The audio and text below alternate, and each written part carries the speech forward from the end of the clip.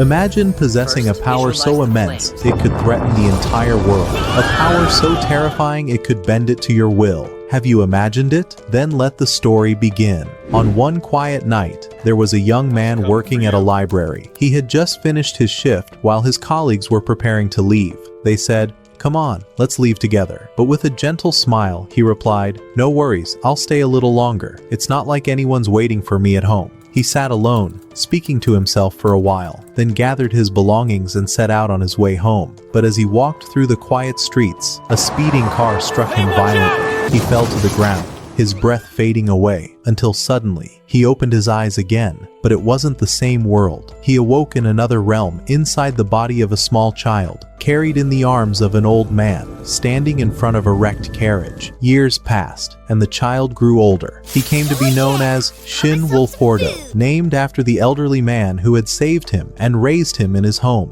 It was a completely different world, one where people used magic as naturally as breathing. Shin retained the memories of his previous life, though he still didn't know how he had died or why he had been reincarnated into this world. One day, when Shin returned to his adoptive grandfather, the old man Merlin was stunned. Shin had successfully hunted down a wild boar, and he was only 8 years old. When Merlin asked him to demonstrate his fire magic, he was utterly astonished by Shin's overwhelming power. Soon after, Melda and Michelle visited Merlin's house. Melda was completely shocked to learn that Shin had taken down a wild boar, but Shin humbly explained that it was thanks to the gear she had crafted for him, which had made his movements far more agile.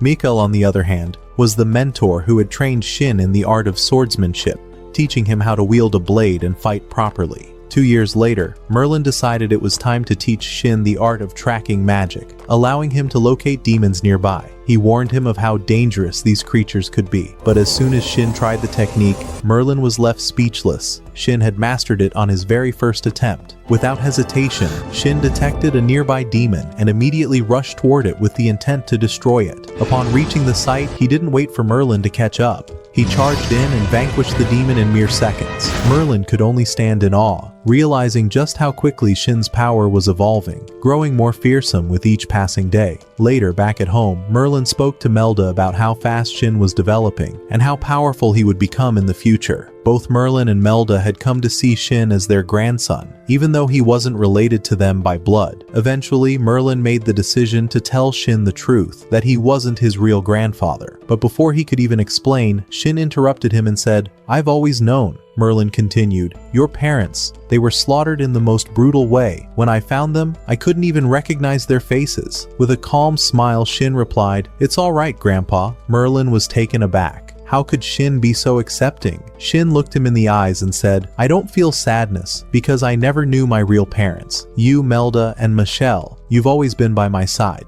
I never felt alone. So thank you, Grandpa, for taking me in and raising me." Overwhelmed with emotion, Merlin couldn't hold back his tears. His eyes welled up with joy and gratitude for Shin's sincere, heartfelt words. When Shin turned 15, Merlin's friends gathered at his home to celebrate the occasion. During the gathering, King Decium asked him, "What are your plans now, young man? What do you intend to do with your life?" But Shin had yet to make up his mind. It's worth noting that Decium was actually the king of a country called Earlshide, though Shin was unaware of this fact at the time. After the pleasant gathering, Merlin took them to Shin's training grounds, which they reached through a magical portal resembling teleportation. Everyone stood in awe, for none of them had ever witnessed such a type of magic in their world, and what they saw was only the beginning. Shin was about to show them the unimaginable. Merlin gathered them and said to Shin, "Come on, hero, show them the spell." Shin looked at him in confusion and asked, "What spell?" Merlin smiled and replied, "The spell. Yes, that spell." Shin began to visualize the form and scale of the spell, while everyone watched anxiously. Suddenly, blue flames emerged from his hand,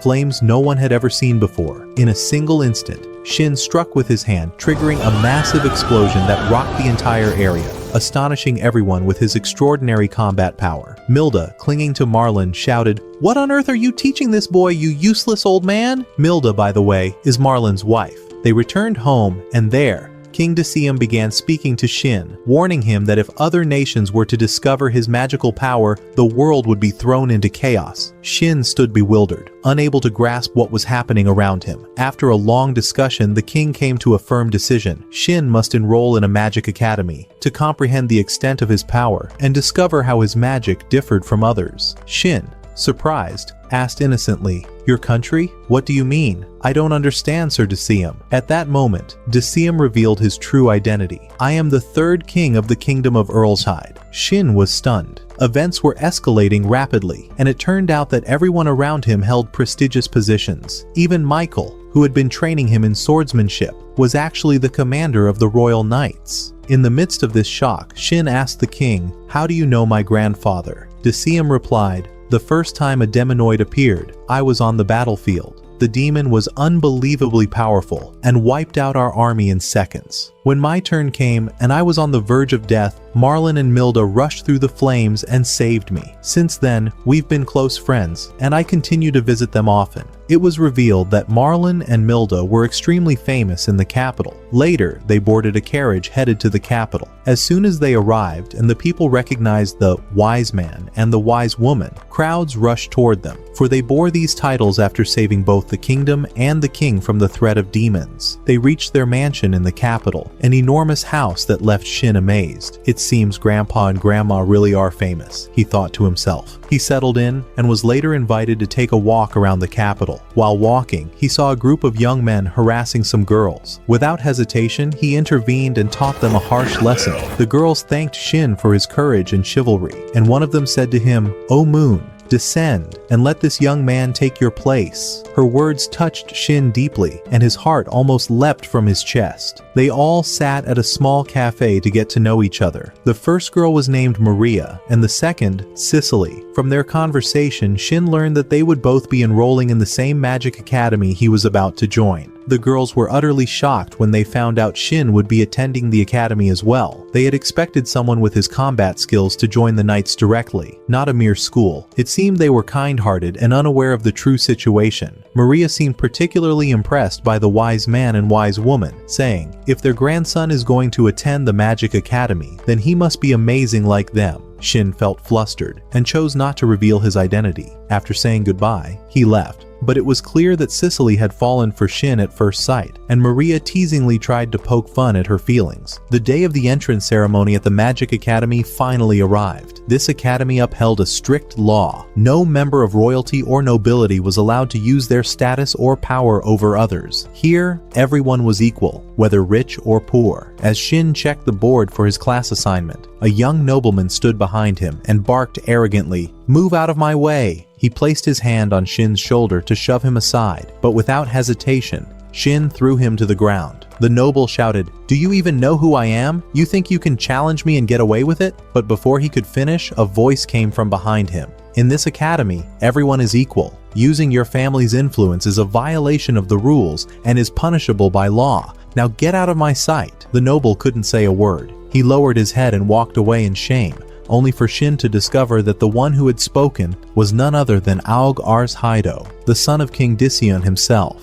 Aug approached Shin and struck up a conversation, clearly happy that Shin treated him like a regular friend, not a prince. Nearby, Maria and Cicely watched in disbelief, wondering what kind of relationship Shin had with the royal heir. Then came the entrance exams. First was a written test, followed by a magical power evaluation. Shin was thrilled. It was his first time seeing people his age use magic. But to his surprise, their magic was incredibly weak, and yet they were proud of it. When Shin's turn came, the examiner asked him to destroy the target in front of him, so Shin suppressed his power as much as he could. But even then, boom, the entire field exploded from the force of his spell, leaving everyone stunned by his overwhelming magic. Once the exams ended, the results were announced, and Shin ranked first in the entire academy. As the top scorer, he was asked to give a motivational speech to the new students. Meanwhile, both Maria and Cicely had passed as well. Cicely was deeply impressed by Shin. Not only was he physically strong, he was also a magical prodigy, and now, the top of his class. As for the noble who had insulted Shin on the first day, he was furious. He couldn't accept being outdone and started whispering that Shin must have cheated somehow. Around that time,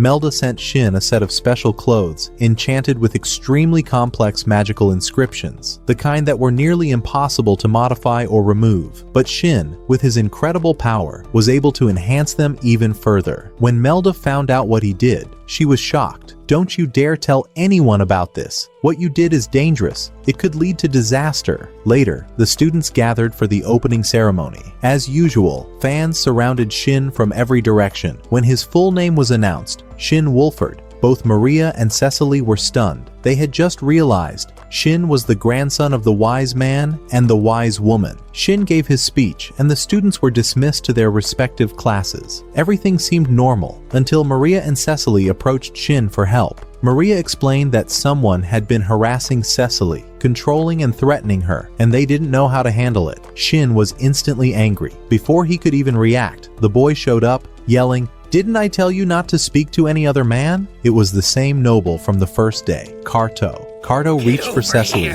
but Shin immediately stepped in and blocked him. Karto shouted, "What business do you have with my fiancé?" Shin looked at Cecily and asked, "Is that true?" She replied, "No, I've rejected him so many times, but he keeps trying to force me to accept." Shin said gently, "Don't worry, I'll protect you." But Karto grinned darkly and said, "Your father works under mine in the company. I could have him fired in seconds." Suddenly, Og's voice echoed from behind. "That's the second time, and now you're threatening her using her father? This won't be ignored. You will be punished." Karto's face turned pale. He scowled, then stormed off. Og turned to Shin and joked, "Trying to look cool in front of Cecily, huh? Not bad, my friend."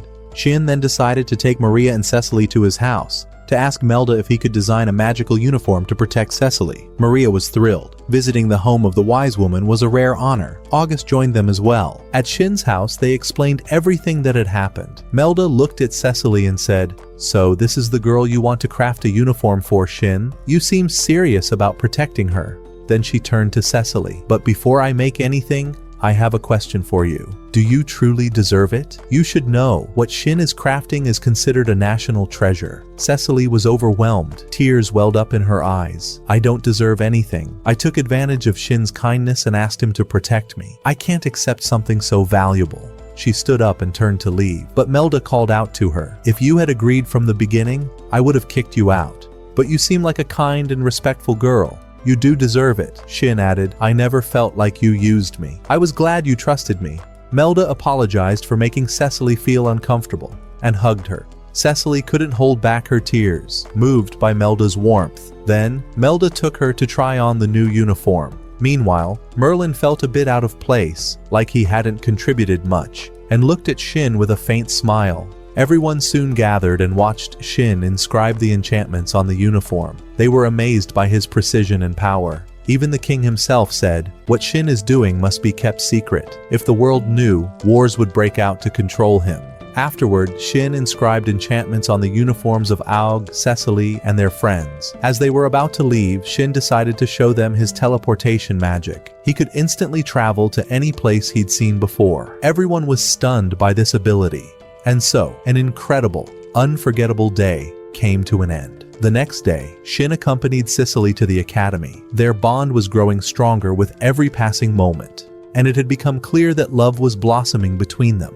Throughout the journey, Shin continuously activated his detection magic, ensuring her safety in case of any sudden ambush. Upon arriving at the academy, a professor welcomed them and guided them on a tour through the various departments and available courses. During the tour, Prince Og suggested that Shin establish his own department, given his overwhelming magical power, which surpassed that of any existing group. The students were thrilled by the idea and immediately expressed their desire to join Shin. At first, Shin rejected the offer, but when Cecily told him she would join him, he changed his mind without hesitation. And so, a new department was born, the Ultimate Magic Division. Meanwhile, back at the royal palace, the king was discussing a growing threat facing the kingdom.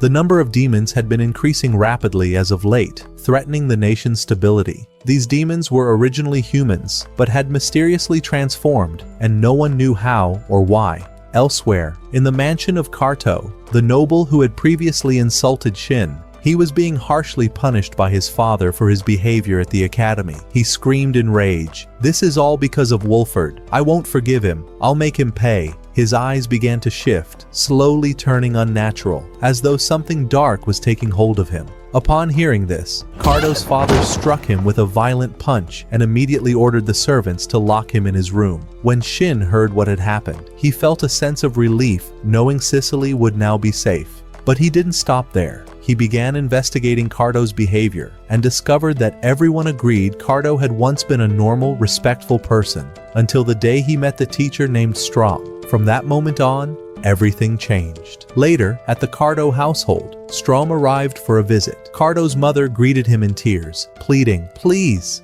help my son. I don't know what's happening to him anymore." Strom responded with a sly grin, "Don't worry," and entered the room. Once inside, he cast a spell on Cardo that made his eyes glow bright red, an unmistakable sign of demonic transformation. Strom then left the house with a sinister expression, as if everything was unfolding just as he had planned. Back at the academy, Og told Shin that Cardo had been disciplined, so there was no longer a need for him to escort Sicily to school. But Shin smiled and said, "We live in the same direction. I don't mind walking her." Sicily stood by his side and nodded, confirming his words. It was a touching moment between the two. As their conversation continued, the group became more curious about Shin's detection magic and how it allowed him to sense any malicious intent nearby, like that of a demon. Everyone was stunned, unsure of how it worked. So, Shin shared his story of how he killed his first demon at the age of 10. The group was left in awe of his strength. They decided to go for a walk outside to stretch and train a bit. But suddenly, Shin sensed a malicious energy approaching fast. In an instant, Cardo appeared, now fully transformed, and launched a savage attack. He would have killed them all had Shin not jumped in and deployed a magical barrier just in time. The intensity of the spell burned Shin's entire arm, but thanks to his magical suit, its auto-recovery function activated and began healing the wound on its own. Shin turned to August and commanded firmly, "Take everyone and run, right now." Og refused, shouting, "We're not leaving you behind. We'll fight together." But Shin barked back, "You'll just get in the way. Take them and go." August, understanding the urgency, followed his orders and escaped with the others, sending 2 students ahead to alert the academy guards. The battle between Shin and Cardo began. Cardo, completely consumed by rage, roared, "I won't stop until you're a corpse!" Shin was shocked. Despite his transformation, Cardo could still speak. Shin dodged his attacks and attempted to use magic to bring him back to normal. But Cardo's fury only escalated. He unleashed a self-destruction spell, one powerful enough to blow up the entire academy with everyone inside. In that critical moment, Shin had no choice. He charged in with full force and delivered a deadly blow, severing Cardo's head and ending his life. Shin stood there, frozen, devastated. It was the first time he had ever taken a human life. Cardo hadn't been a demon from the beginning, just someone who lost his way. Soon after, August and the others arrived. They were in disbelief at the level of power Shin had displayed, how he'd single-handedly defeated a human-demon hybrid. Sicily rushed toward him, noticing the dark markings on his face from the excessive magic use. As the students gathered around Shin, the academy guards finally arrived. One of them asked Prince Aug, "Where is the demonic human we were notified about?" August pointed to the beheaded corpse. The guards, stunned, approached the body and asked, "Did you kill him?" Aug shook his head. "No, Shin Wolford did,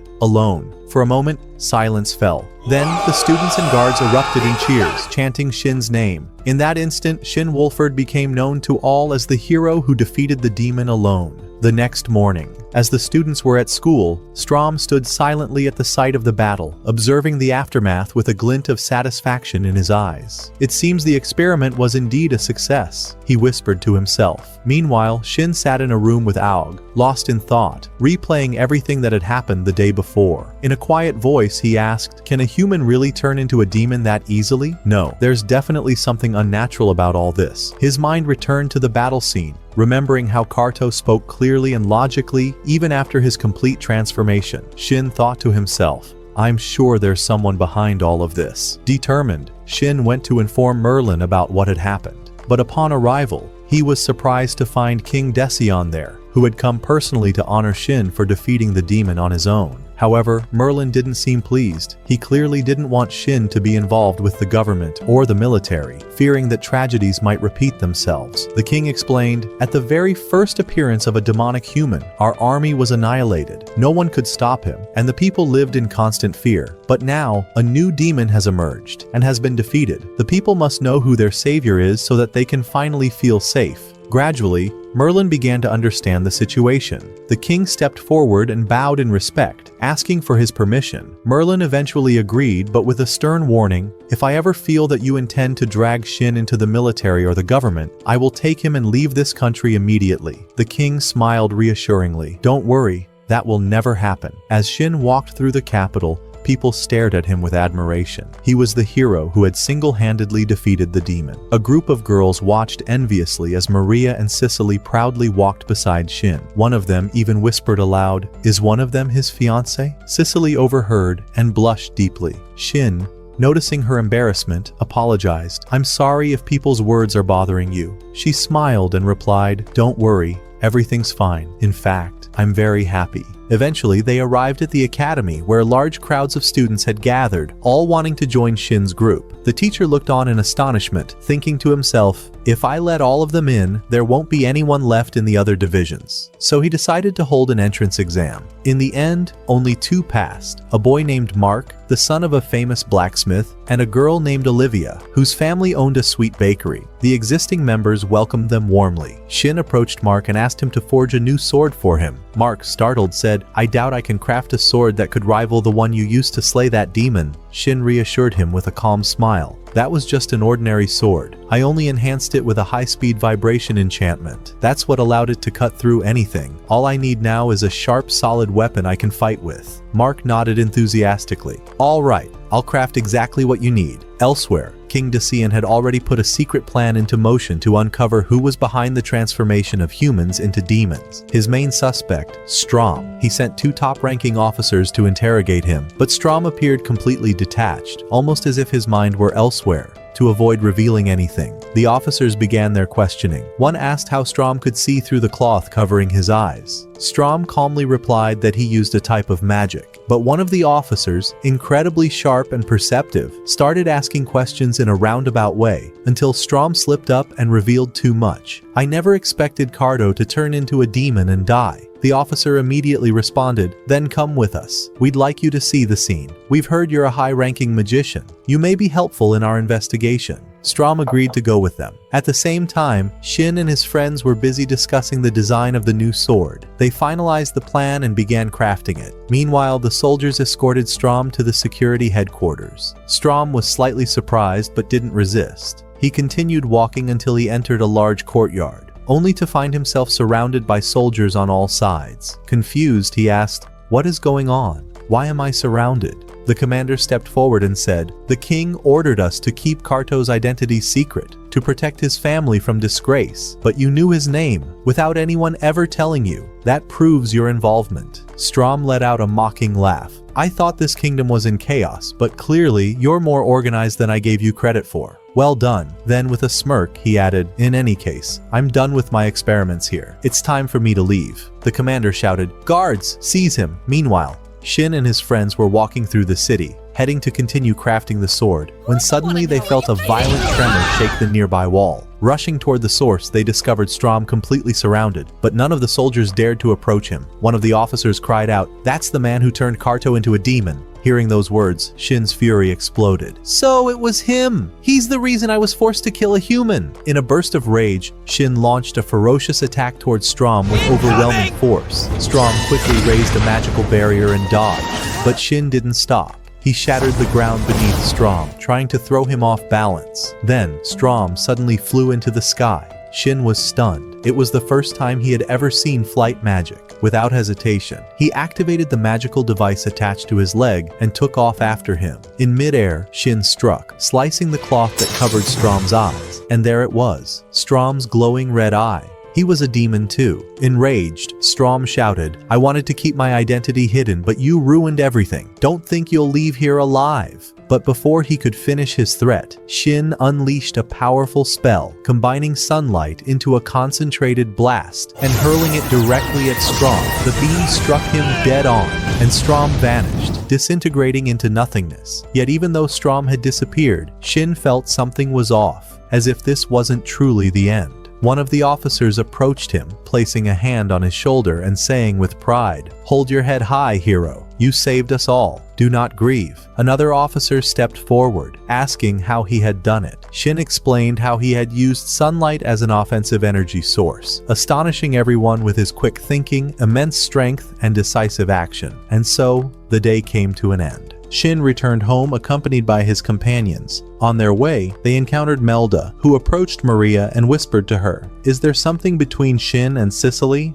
Maria replied with a calm smile, "They do harbor feelings for each other, but Shin has yet to confess, and Cicely, despite the many who have professed their love to her, always turn them down. It seems Shin is her first true love. How lucky you are, Shin." Soon after, everyone began preparing to head to the blacksmith to craft a special sword for Shin. As they walked, Shin appeared somewhat disturbed. Og noticed this and asked, "What's the matter? Is something bothering you?" Shin replied with a tone of concern, "I repeated the same spell I used against Strom. But this time, it didn't create glass. It only formed a hole. I feel like something's wrong." Og thought for a moment, then said, "No worries. Listen, man. Just head to the blacksmith and choose everything you need for your sword. Don't worry about the cost. The state will handle it. You're the only one capable of confronting Strom if he ever returns. You must be fully prepared." They finally arrived at the workshop, where they met Mark and Olivia. It was clear that something special was developing between them. Shin went with Mark to begin work on the sword, while Olivia stayed with the rest of the students. Upon entering, Mark's father was angry at him for calling out while he was working. But once he learned that it was the prince himself who had summoned him, his anger subsided, and he welcomed them with great respect.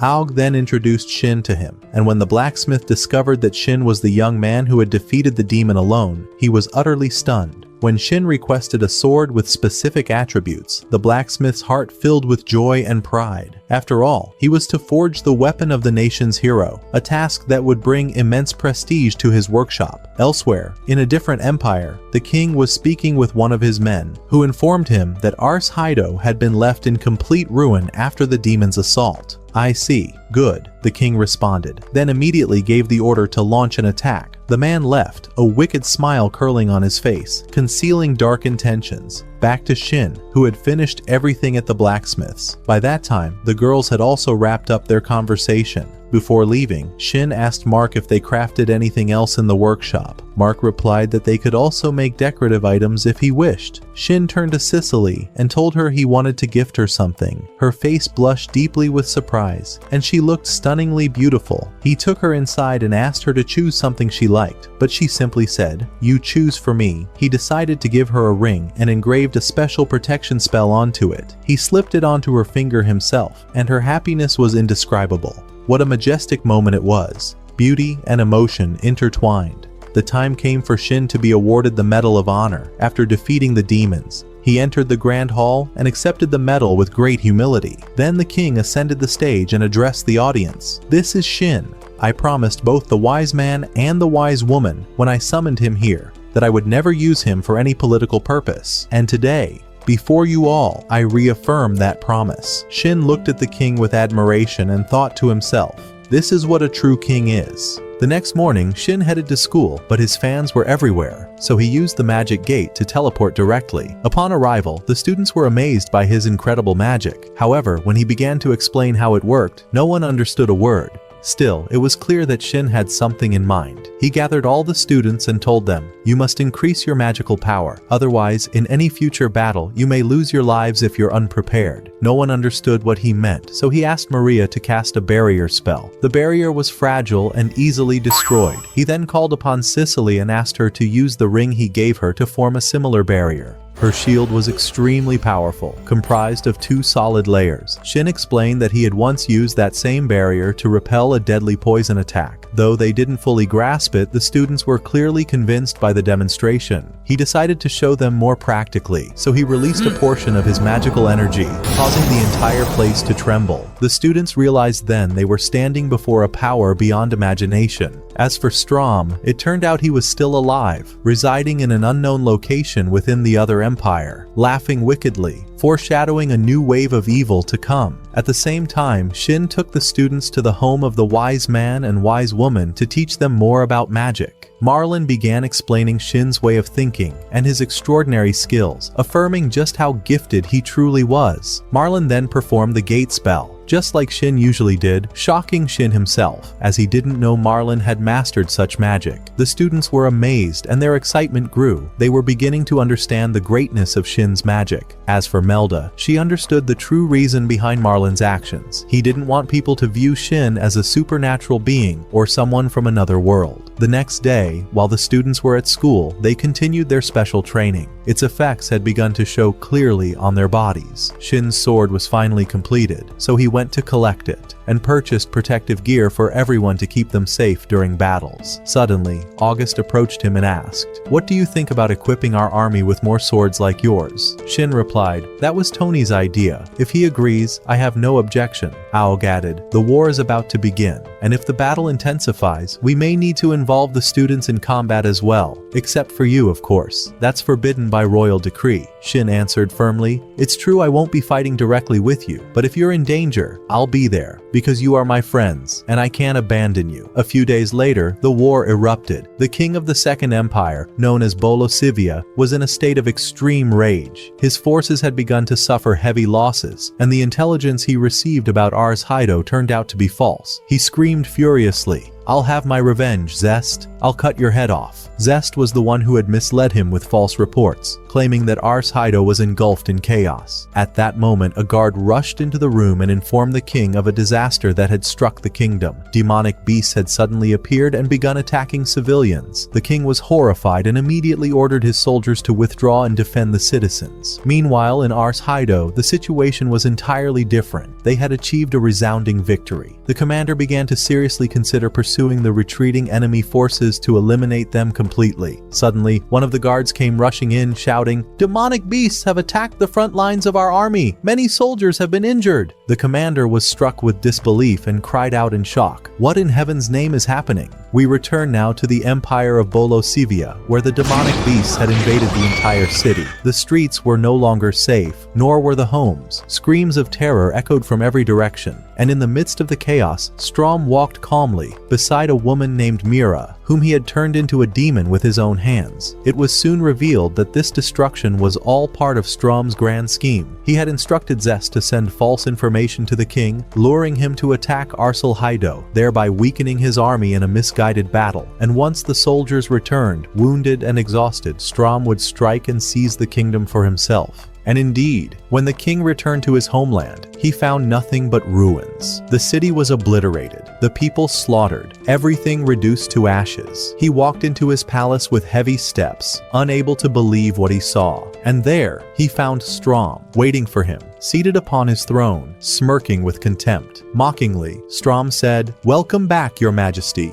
Then, without hesitation, he immobilized the king with magic, and with a single movement, ended his life. Thus, Strom officially declared himself the new ruler of the Bolosivia Empire. We return now to Arsal Haido's army, which had reached the borders of the empire. There, the troops stood in shock at the catastrophic sight before them. Homes reduced to rubble, corpses scattered everywhere, and the air thick with cries of sorrow and despair. Suddenly, Strom's voice echoed through the air. "Welcome to the capital. Such an honor to have you here." The commander immediately realized that everything they had suffered was the result of Strom's cunning deception. As he turned, he was met with an overwhelming sight, vast hordes of demons advancing from the horizon. In that moment, the commander made a swift decision to retreat with his forces in order to preserve their lives. They They returned to Arsal Haido, and the commander recounted everything he had witnessed to the king. The king replied, retreating was the right choice. A state of emergency was declared across the kingdom, and the looming threat from the west was made known to all. With the number of demonic beasts increasing rapidly, it became necessary for the students of the Magic Academy to grow stronger and more prepared than ever before. At this point, their teacher appeared and delivered the harsh truth. Strom is still alive, and he has taken over the Bolo Sivia Empire. Thus, it was decided that all students would undergo intense training, this time in collaboration with the Knight Academy. Everyone agreed, but tension lingered in the air, for the magic students had always been mocked by the knights, who looked down on them as weak and insignificant. Shin tried to explain the purpose behind this alliance, but his words fell on deaf ears. Eventually, students from both academies were grouped together, and each carriage was shared by 4 students from each school. Once seated, the knight students began introducing themselves, their arrogance evident. One of them said, "We won't need the mages in battle anyway."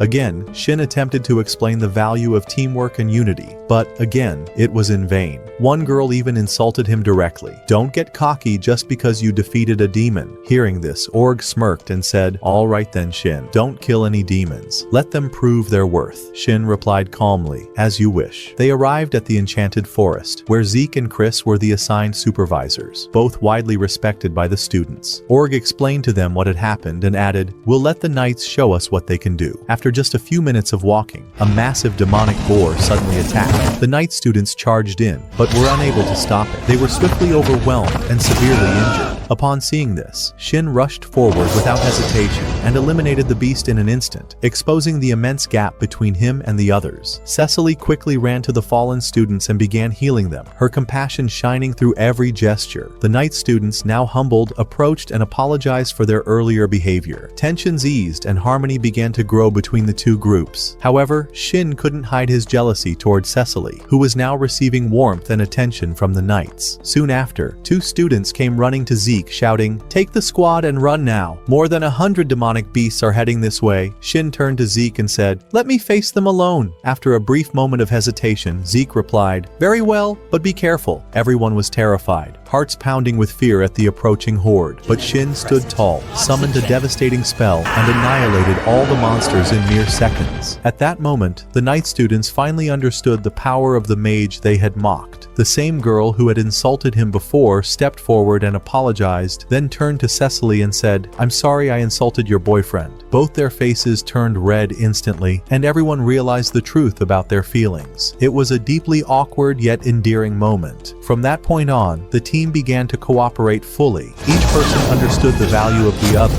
and the knights came to recognize that magic was just as vital as the sword. Later, Zeke approached Shin and said, "Your squad's level is exceptional. You may be the best mages in the entire empire." Shin answered modestly, "Maybe. I'm the one training them after all. But the most important thing is humility." Zeke then asked, "Would you allow me to join your team?" Before Shin could respond, Org intervened, "You're part of the military. Joining them could spark political issues." Zeke accepted this and asked, "Anything new I should know?" Org replied, "Here's my advice. Increase your magical energy every single day. That's the key to becoming powerful. Look at the barriers Maria and Cecily created. Far stronger than before, thanks to their training and growth." Zeke was amazed by their progress, and so was the rest of the squad, who now worked in perfect harmony. Yet despite all this success, a shadow of sadness lingered on Shin's face. He said quietly, "I feel like teaching you this kind of magic may have changed the course of your lives, and might bring you trouble one day." Org nodded and said, "You're right. You'll likely become an elite unit in the future, and that kind of power will attract the attention of other nations." But everyone replied in unison, "We're proud of what we've become. You've shown us the way, Shin." At that moment, Shin smiled, an honest, joyful smile, and for the first time in a long while, he felt happy again. And then he took them all to the training ground, and it became clear that the boys had grown significantly stronger. Og said, "No one must know about these guys," to which Shin replied, "Don't worry, man. This is a place I used to train in, and no one has ever come here before." At that moment, Og gathered everyone and said, "I want to tell you something. A state secret, but I'll tell you because you are no longer just ordinary people." Then he told them what had happened in the Second Empire, the destruction, the slaughter that occurred, and all the boys stood there shocked and saddened.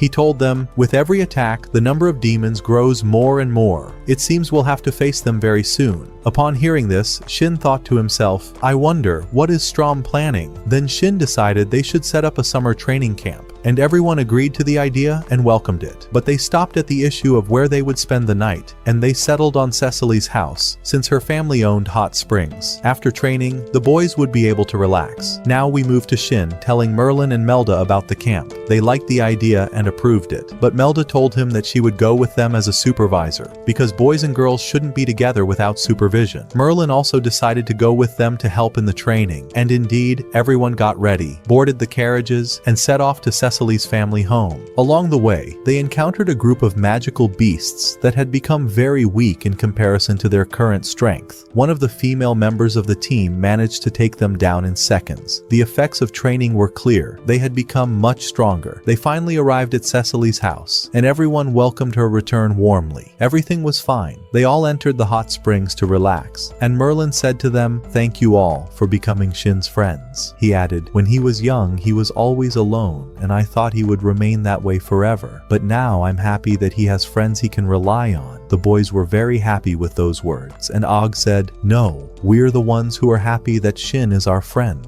He continued, "I've always been part of the royal family, and I never found anyone who treated me like a normal person until I met Shin. He treated me like a cousin, without ever making me feel like I was a prince or anything of the sort." The rest also praised Shin, and Shin said to his grandfather, "I would have never had friends if it weren't for you, Grandpa. I'm grateful for everything you've taught me." The old man was deeply touched and began to cry with joy, and so the day came to an end. The next day, everyone started training. Merlin supervised them, and Melda also taught them how to craft magical tools. Shin was very happy that his family was supporting him, and he said, "As long as everyone is powering up, I should raise my power too." The boys panicked and backed away from him. Shin told them, "Don't worry, everything will be fine." Then he began preparing his spell and set up a shield to protect them from the shock. The spell was incredibly powerful, and everyone was terrified by its intensity. Then, boom, the area exploded, and the spell took out 4 mountains along with it. Even Melda screamed at Shin for what he had done to the mountains, but everyone was happy, and the training ended at that point. After the training, Aog asked Shin to take him to the palace so he could learn more about the demons and stay up to date with what was happening in the kingdom. What a diligent prince he truly is. Indeed, Shin took him to the palace, and as soon as they arrived, they found a girl standing before them. By the way, she was Aog's fiancée. She began to introduce herself to Shin with full respect and said to him, "Aog, you're lounging at a resort and leaving me here? I'm coming with you, step for step." As if he were just there for fun. But did it end there? No, my friend. Aog's sister also said, "I'm coming with you." That's because she liked Melda and admired her. What a camp this had become. More like a field trip. Aog wasn't on board with the idea, but the king gave them permission and asked him to take them along as a break from routine. A truly refined family. Indeed, Shin took them to the city using his teleportation magic, and they strolled around together for a bit. But Ellie was annoyed with Aog because he always talked about Shin in the palace. Shin, and never mentioned anyone else. Aog said to her, "I feel like I'm at home when I'm with Shin." She got upset and said, "So you don't feel at home with me?" He replied, "No, when I'm with you, I feel peace of mind." Ellie was deeply touched and liked what he said. Then they went to a restaurant, and while they were passing by, Aog said to Shin, "Aren't you going to confess to Cecily? Come on, man. Or what?" Shin got flustered and said, "Who told you she loves me?" Aog responded, "My friend, it's obvious, and everyone knows." Shin said, "What if she rejects me?" Aog replied, "Don't worry, everything will be fine." Anyway, they arrived at Cecily's house for introductions, and Shin was very nervous. Everyone began getting to know Ellie and Mai, and Shin told his grandmother that Mai admired her. Melda went up to her, held her hand, and said, "Girls' hands are beautiful, unlike Shin's when he was little." Shin was extremely embarrassed, and everyone agreed with the grandmother's words until Cecily blurted out hysterically without thinking, "I'd be happy holding our children's hands." She meant her and Shin's children together. Everyone looked at her in shock, amazed by how straightforward and clever she was. When Cecily realized what she had just said, she became incredibly shy. Her face turned red, and she ran away. Og went to Shin and said, "Now's your chance. You need to confess your love to her before you embarrass her any further." And indeed, while Shin was strolling outside at night, he found Cecily sitting there as well. So he approached her to talk. He stood before her, his heartbeat racing intensely. Cecily then said, "I'm sorry if I upset you with what I said inside." Shin replied, "No, I was actually very happy. Do you remember the first time I saw you, Cecily?" She answered, "Of course I do." He said, "When I first saw you, I thought to myself, this girl is incredibly beautiful, sweet, and wonderful." Cecily responded, "And when I first saw you, I thought you were a handsome and strong young man." Shin mustered all his courage and said to her, "I love you." The girl was overwhelmed with joy and began to cry, saying, "I thought you were just kind to me like everyone else, but now you're telling me that you love me." Then she added, "I love you too." The atmosphere turned completely serene and filled with joy.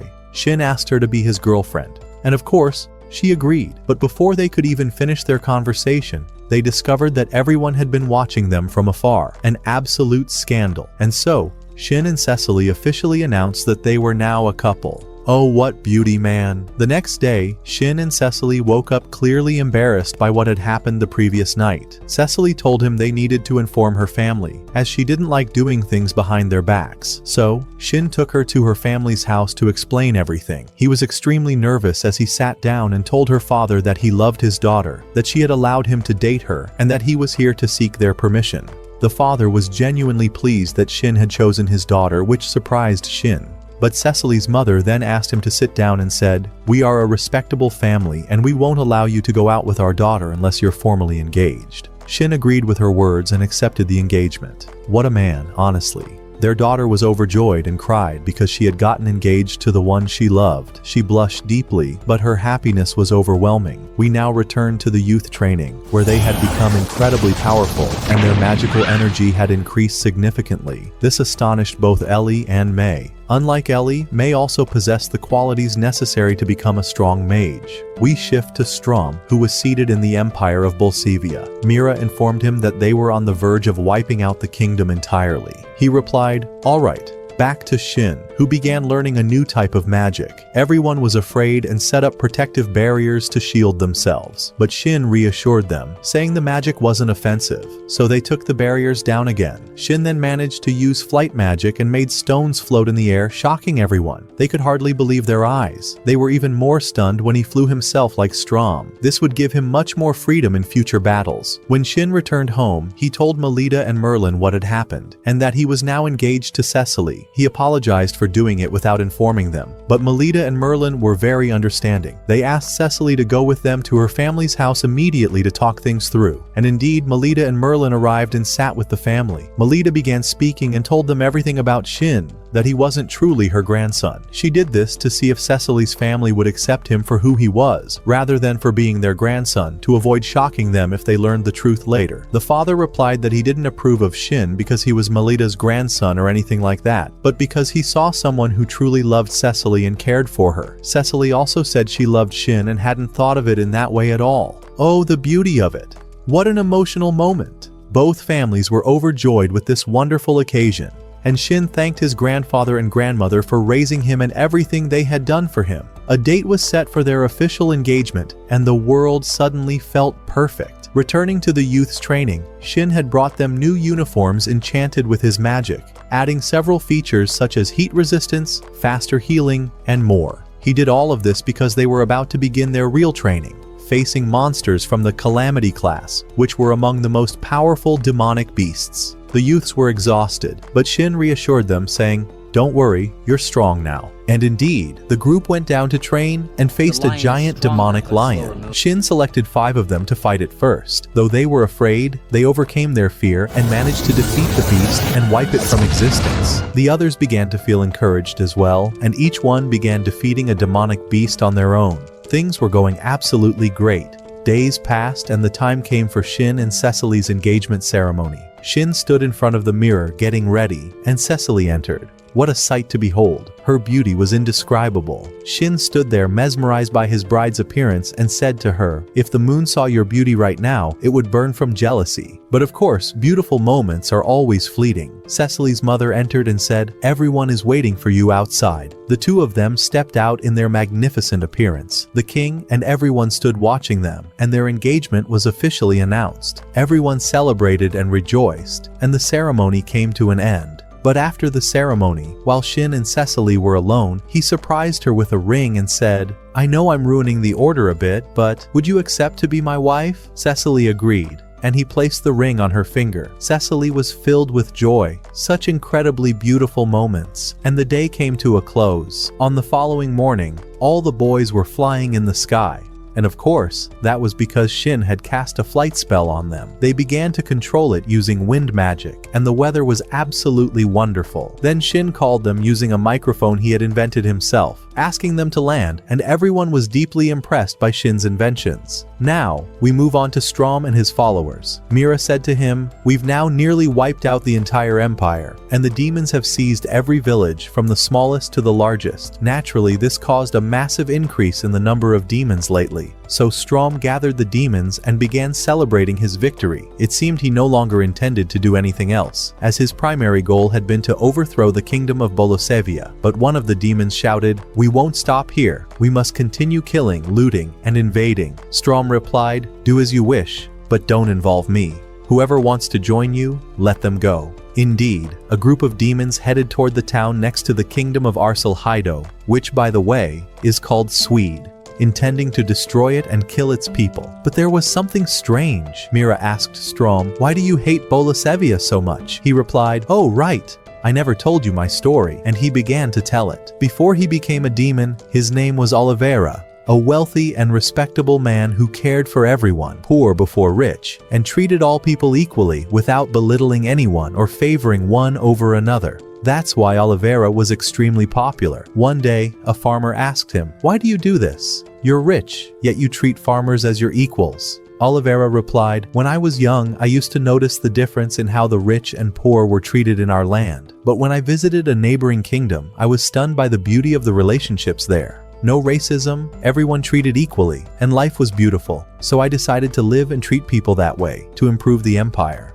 Oliveira was no ordinary man. He was among the candidates for ruling the kingdom. One day, Oliveira returned home in the evening. His wife welcomed him, showing signs of pregnancy in her final month, and they were both extremely happy. But, as you know, happiness never lasts forever, my friend. A group of nobles gathered to discuss Oliveira, including King Hydra. They were all angry at Oliveira's actions and his principles that promoted equality between rich and poor. They said, "We must eliminate him before he takes the throne. Otherwise, we'll all be treated the same." Hydra agreed and decided to devise a plan to get rid of Oliveira permanently.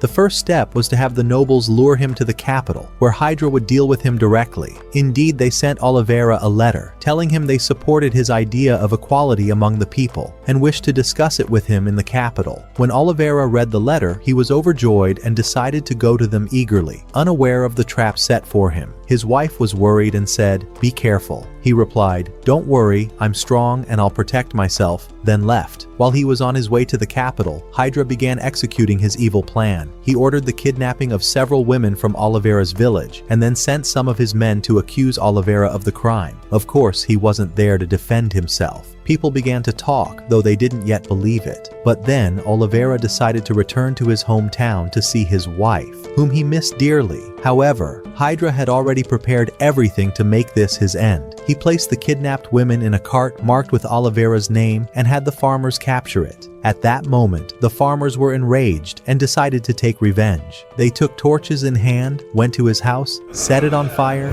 and killed his wife. Oliveira was on his way back, and when he saw the fire near his home, he rushed toward it. When he arrived, he was shocked by the scene. He ran to his wife, but she had already passed away. He wept, saying, "Is this my reward for being kind to you? Is this my reward, that you kill my wife and my unborn child?" The farmers responded, "You kidnapped the women and sold them as slaves." At that moment, Oliveira realized it had all been a conspiracy against him. His rage ignited, and he swore to annihilate the kingdom entirely. He unleashed a spell filled with fury, transformed into a demon and slaughtered all the villagers in seconds. And that, my friend, is Strom's story. Honestly, I was deeply moved and sympathized with him. Now, we return to Zest, who wasn't pleased that Strom no longer had a purpose in life. After achieving his goal and destroying the Empire, he no longer intended to do anything. So, Zest ordered one of his followers to track the demons heading to the town near Arsal Haido, suspecting that Shin might be there to defend it. He wanted to assess his strength. The man agreed immediately. We return once again to the Empire of Arsal Haido, where Oog is being appointed as Crown Prince at that moment. And of course, he truly deserves it. But during the coronation, a soldier burst into the hall and told the king, "There is a demon army that has appeared in the kingdom of Swede."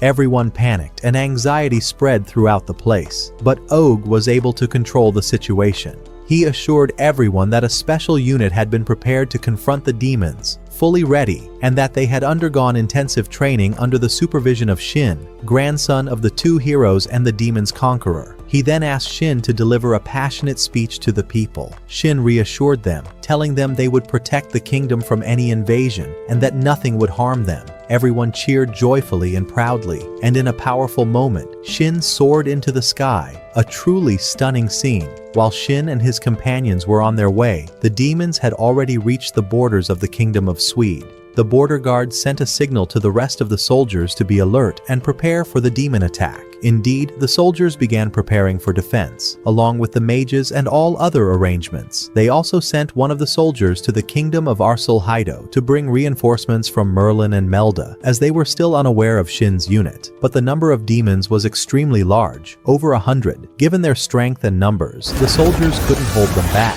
The demons managed to break into the capital and began spreading throughout the kingdom, destroying homes and killing the inhabitants. At the same time, Shin and his companions were walking along the road. Shin divided them into groups, each consisting of 2 individuals except for Cecily, who was alone, as she would be responsible for treating the wounded and would not participate in combat. What a noble young man. Now we move on to the demons, who seem to have invaded the entire kingdom. A mother was trying to escape with her daughter, but the demons were right behind her, leaving her no chance to flee. Just before they struck her down, Shin suddenly appeared and landed a powerful kick on one of them, sending him flying. He then reassured the mother and daughter and took out the remaining demons who were attacking. He told her that reinforcements had arrived and that the kingdom would be safe. The mother felt relieved and rejoiced, and then they continued on their way. At that moment, Shin was speaking with Cecily. One of Zest's soldiers, named Lawrence, was hiding from sight, sneaking around so that Shin wouldn't notice him, because he wanted to test his abilities. It seems things are about to get intense. Og climbed to the highest point in the kingdom, held a microphone, and reassured the soldiers and citizens, saying, "Do not worry, you are safe, because we, the ultimate magicians, will protect you." Then he threatened the demons inside the city, declaring,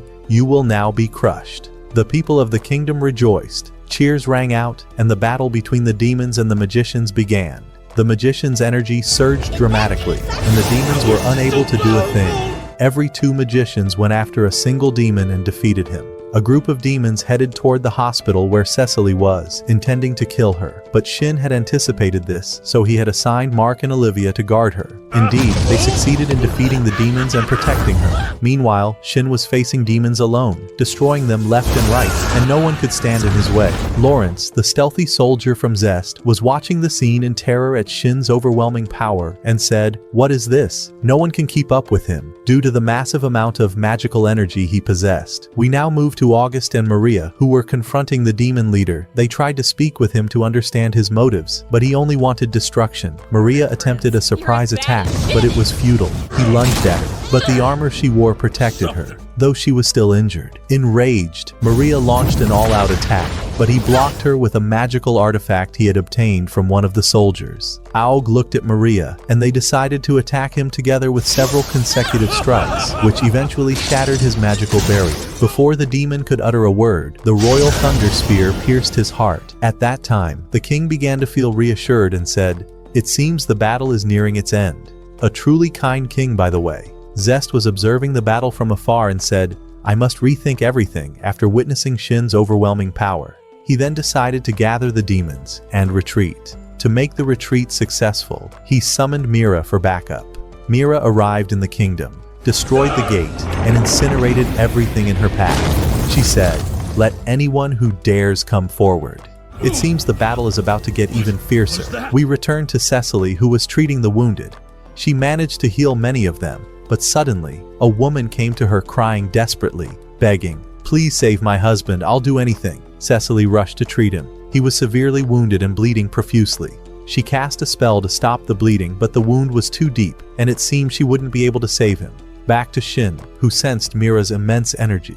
She was fending off the guards, and no one could stop her. 2 members of Shin's squad approached her, but she repelled all their attacks. Even when one of the girls cast a spell she thought had finished Mira off, Mira countered and brought her down. Lawrence seized the moment and cast a spell to alert the demons that they must retreat immediately. They agreed and began fleeing, but to where? Shin used his most powerful spell. It was like firing a laser beam, and wiped out most of them, although some managed to protect the soldiers and escape. Shin thought about chasing them, but he sensed that he had to go to the source of the immense magical energy. At the same time, Mira had turned some of the team members into what looked like potatoes from the sheer beating. 2 others joined the fight, but it was futile. No one could stop her. She was about to finish off one of the girls when Shin's voice came from behind. "Stay where you are." The girl was overjoyed at his arrival. Shin looked at his injured comrades, and rage filled him. One of the girls said to him, "Be careful, she's strong." He replied, "But I'm stronger." He charged at Mira with all his strength. She tried to repel him, but Shin tore part of her clothes as he attacked her. His team joined in to help him, and Mira seemed cornered. Lawrence appeared and said to her, "Use explosive magic. Obliterate them." The girl flew into the air, grabbed Maria, and struck her hard. Then she ascended higher and unleashed a massive spell. Shin saw that his friends wouldn't be able to block it, so he shouted at the top of his lungs, "I will protect you all." He created a massive magical barrier and successfully pushed the explosion away. After the blast, none of the demons remained in the area. Shin then looked at his companions and was relieved that they were safe. They began discussing Mira, and Og said, "Her power was strange. It seems there's a secret behind it." The demons had withdrawn, sorrowful in defeat. Strom, who had been watching everything, said, "It seems you'll be entertaining, Shin." We returned to Shin, who went to check on Cecily. He was shocked by the number of injured and asked the students to come help. Cecily was completely drained, her magical energy nearly depleted, and she could no longer stop the bleeding. She cried, saying, "Magic isn't doing anything." She felt hopeless, but in that moment, Shin arrived and said, "Don't worry, I'll take care of it." He cast a legendary healing spell that identified the injuries and repaired them. Og was watching and said, "Truly, no one can match you, Shin." The spell worked, and the man returned to a stable condition. Cecily approached Shin and thanked him, saying, "You always support me when I'm weak." He replied, "No, it's thanks to you. You managed to stop the bleeding until now." She then looked at those she had healed and saw them thanking her. She was overjoyed, and everything returned to normal. After the battle ended, Aug went to the king and asked him to form an alliance between the 2 kingdoms to eradicate the demons. The king agreed after witnessing their true power. Aug then sent the team back, but Shin seemed sad and said, "If I had opened the gate here from the start, the number of casualties would have been lower." But he didn't know that opening a gate to a place he had never visited was impossible. Aug said to him, "I was about to say the same thing. Let's protect the kingdom together, my friend." Merlin and Melda were watching and looked absolutely delighted. They returned to the kingdom of Earlside and were welcomed with grand celebrations. Aug presented a report to the queen about everything that had happened and informed her that he had formed an alliance with the kingdom of Swede. The king was convinced by his words and appointed him as a liaison between the 2 nations. Aug then asked the king for permission to travel with Shin to form alliances with the remaining human kingdoms. The king approved his decision. He then asked Merlin and Melda to join, and they agreed as well. The entire team gathered the next day, bid farewell to everyone, and set off on their new journey. And with that, Season 1 comes to an end. I hope it has delighted you all. Until next time.